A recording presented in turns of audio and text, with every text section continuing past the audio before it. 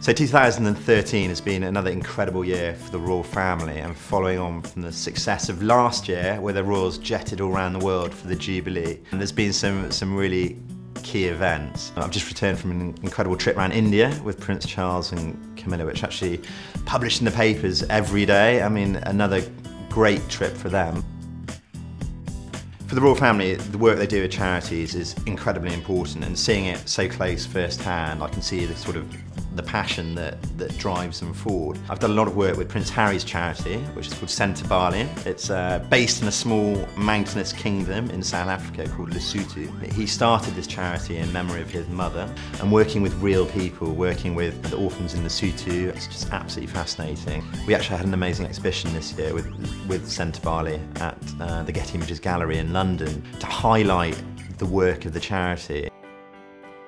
The Queen's had a great year. I think probably my most memorable bit of the year was when the Queen had a runner in the Gold Cup at Ascot, the biggest race of the week, and it was pretty unbelievable when her horse came in first, Estimate, and the atmosphere was incredible. I mean, the cheers, I think the public and the crowd just completely got behind it. And she's actually the first monarch in the 207-year history of Ascot to win this prize. And you know, it's quite rare to see the Queen show too much emotion, as we know. But just the moment she got handed the Gold Cup, her face lit up.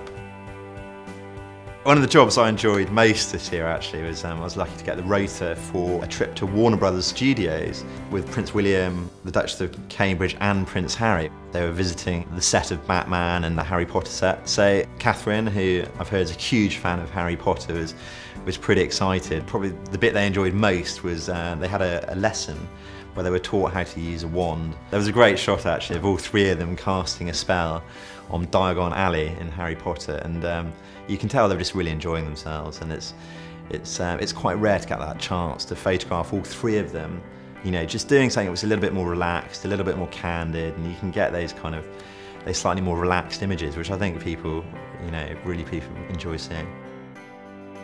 By far the biggest event of the year, without a doubt, was the birth of Prince George. The great Kate wait seemed to drag on for quite a long time, and no one quite knew what was going on. When was Kate going to give birth? And you had the world's media camped outside the front of the Lindo wing, waiting for that moment when William and Catherine came onto the steps, carrying the new heir to the throne. And to finally get the photo as they came out was such a relief that, you know, this madness was finally over. And it was an incredibly exciting experience for me and I think everyone else involved.